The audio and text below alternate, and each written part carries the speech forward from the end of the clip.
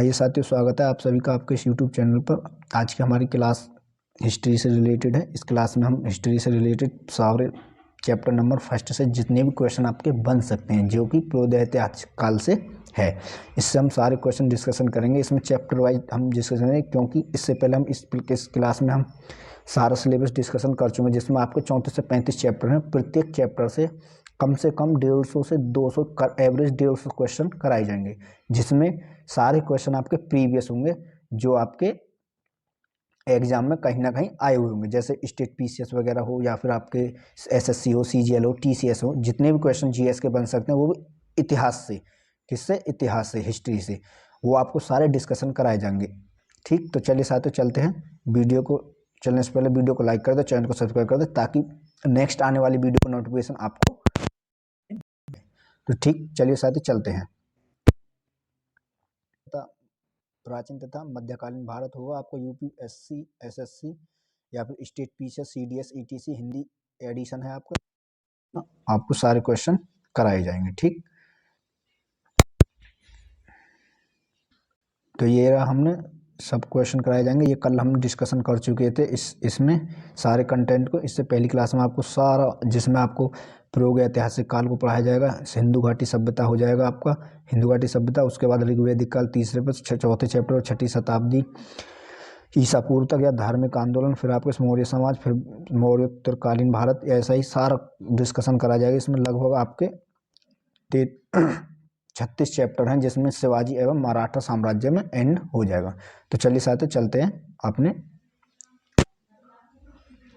तो अध्याय number first है आपका, अध्याय नंबर प्रागैतिहासिक काल। इससे जितने भी रिलेटेड क्वेश्चन है आपके, जितने भी बन सकते हैं, सारे क्वेश्चन को हम डिस्कशन करेंगे इस वीडियो के अनुसार।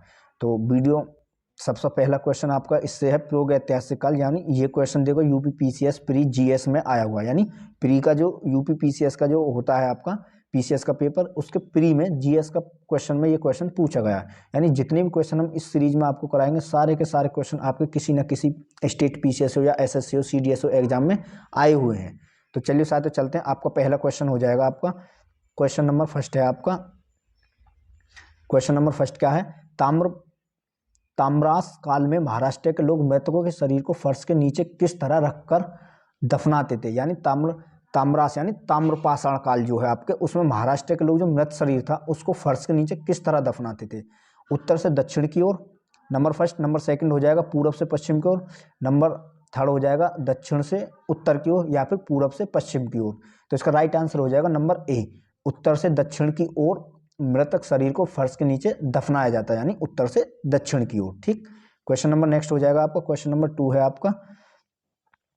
क्वेश्चन नंबर 2 हो जाएगा आपका, प्राचीन भारत में हुई वैज्ञानिक प्रगति के संदर्भ में निम्नलिखित में से कौन से कथन सत्य है? नंबर फर्स्ट कथन है, प्रथम शती ईस्वी में विभिन्न प्रकार के विशिष्ट शल्य औजारों का उपयोग करना आम बात था।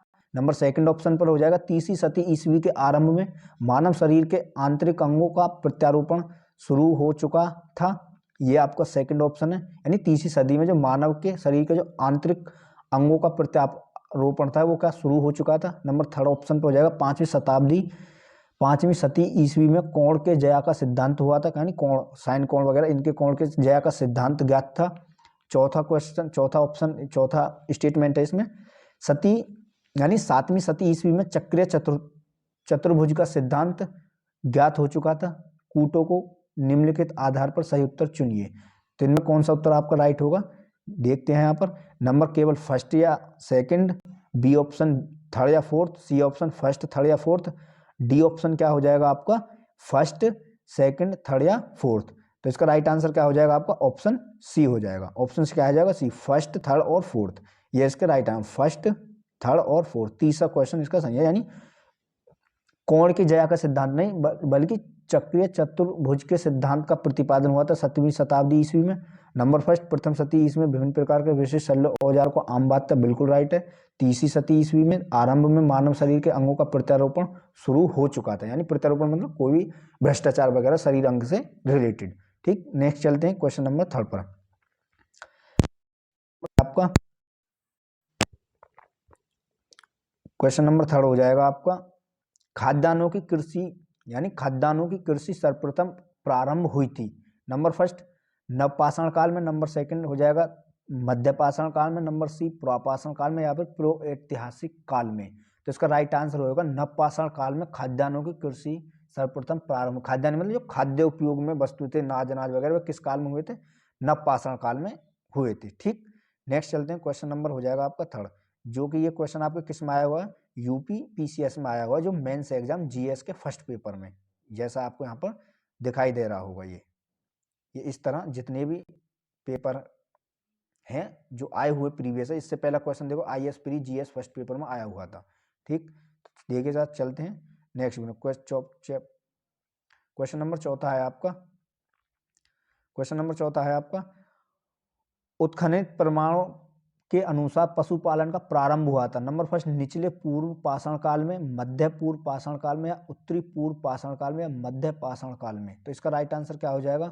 मध्य पाषाण काल में उत्खनन यानी उत्खनित प्रमाणों के अनुसार पशुपालन का प्रारंभ हुआ था।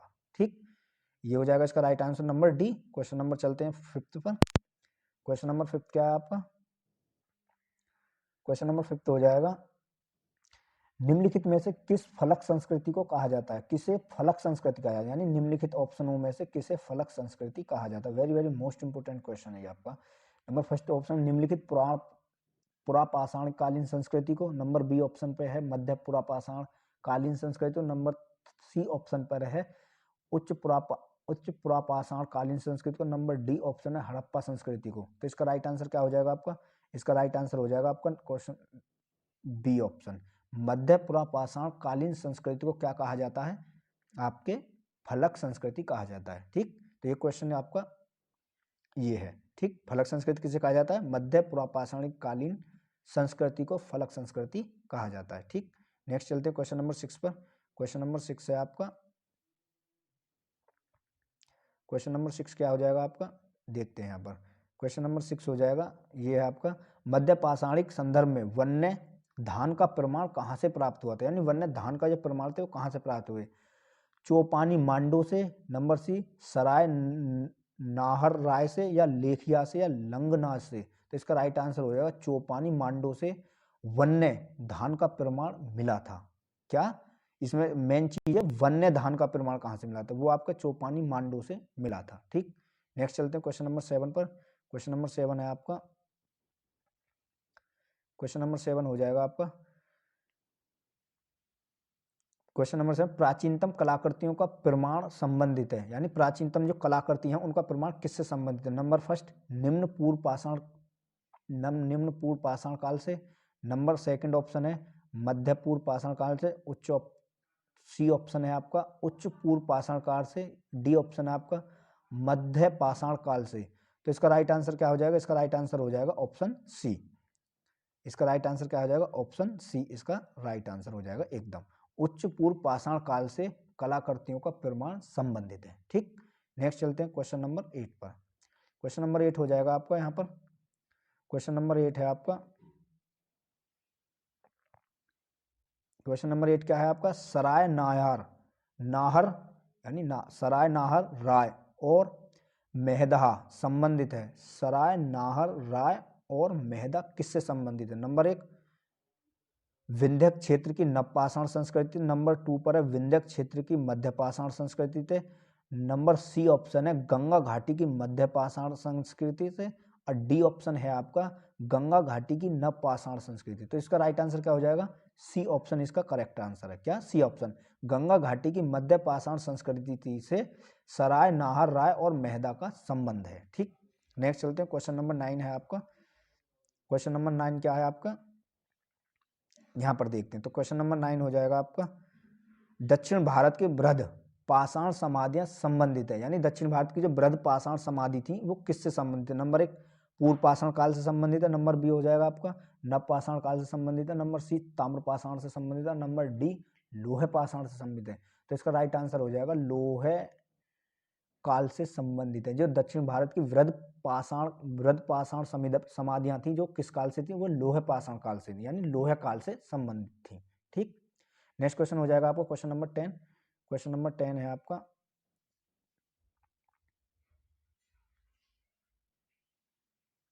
ये यहाँ पर क्वेश्चन नंबर 10 क्या है आपका, इसे देखते हैं। क्वेश्चन नंबर 10 है आपका, निम्नलिखित पूर्व पाषाण काल के मानव के बारे में निम्नलिखित कौन सा कथन सत्य है। नंबर फर्स्ट, कौन सा कथन सत्य है? वह पालसीदार कुल्हाड़ियों का प्रयोग करता था। नंबर बी ऑप्शन पे है, वह कोर उपकरणों का प्रयोग करता था। नंबर डी ऑप्शन पे है, वह पशुपालक था। नंबर डी ऑप्शन पे है, वह लघु पाषाण उपकरणों का प्रयोग करता था। लघु पाषाण उपकरणों का प्रयोग करता था। तो इसका राइट आंसर हो जाएगा वह कोर उपकरणों का प्रयोग करता था। यह क्या, पूर्व पाषाण काल के, यानी पूर्व पाषाण काल के मानव के बारे में यह कथन आपका सही है।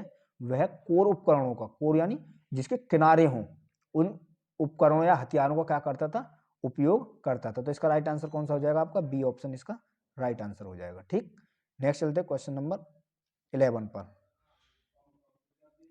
क्या है आपका, इसे भी देखते हैं। क्वेश्चन नंबर 11 है आपका,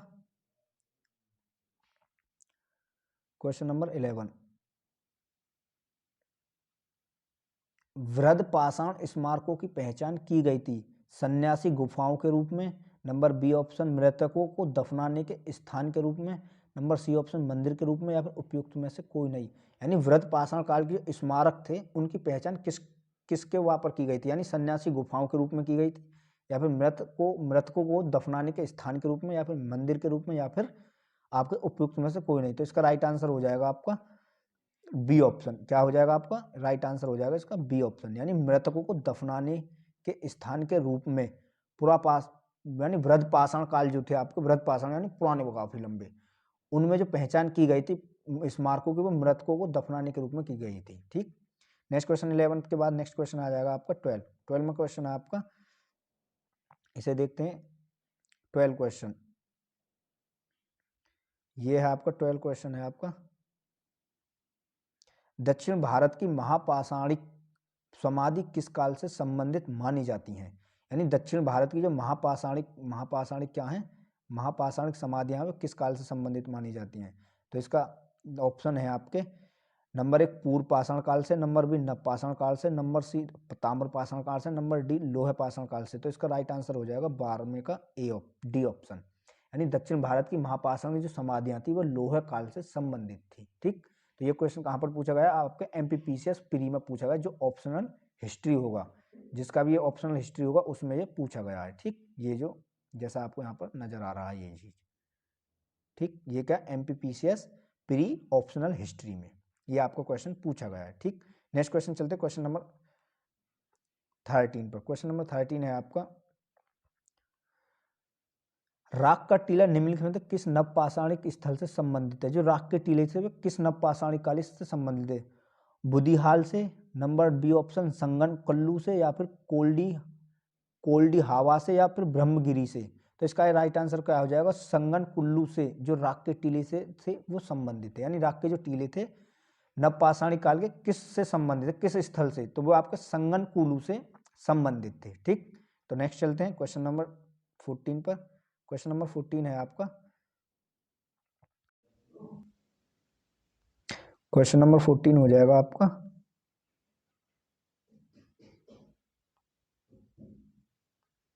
तो क्वेश्चन नंबर 14 क्या है आपका,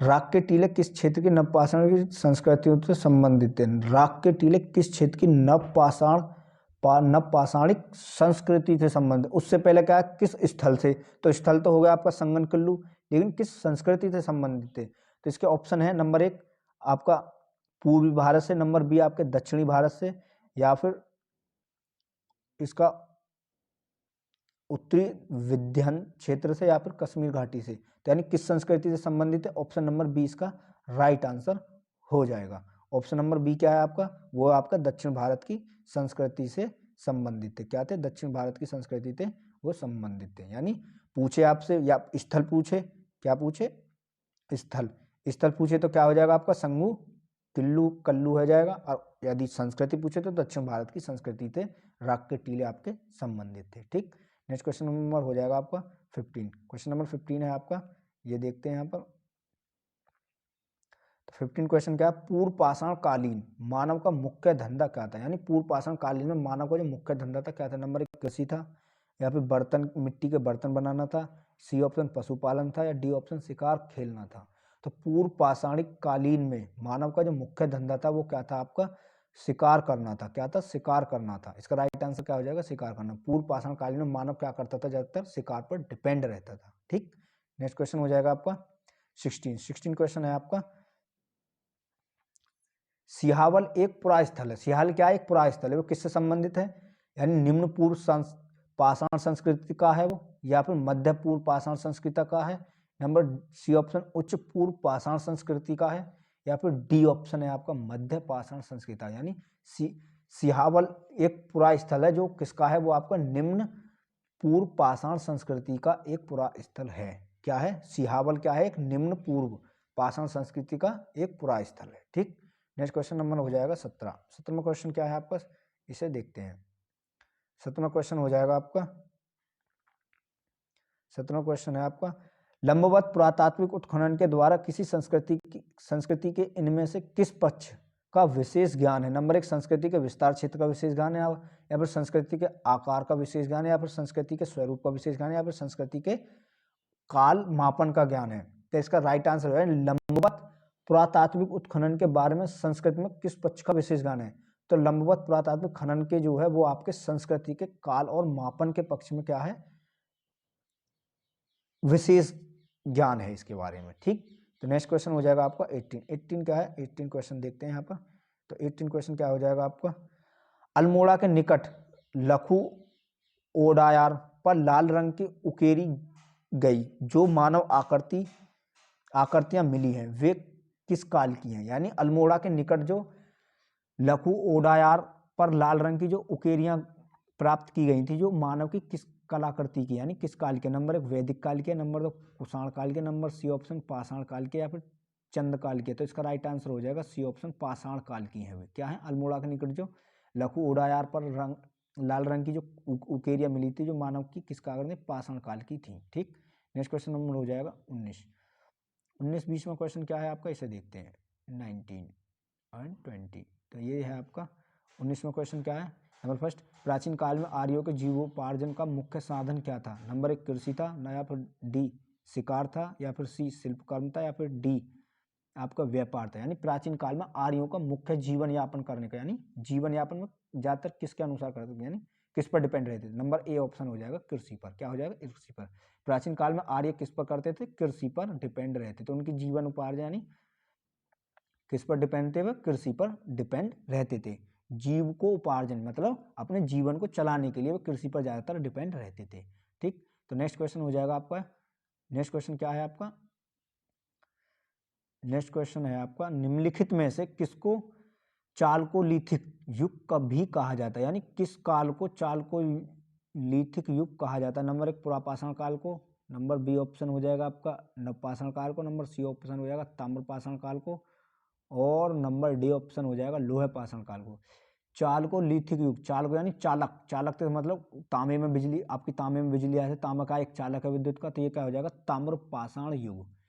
चालकोलिथिक युग किसे कहा जाता था, ताम्रपाषाण युग को चालकोलिथिक युग कहा जाता है। तो यहाँ पर हमने आपकी क्लास आज इस क्लास में 20 क्वेश्चन डिस्कशन करे। ठीक, कितने 20।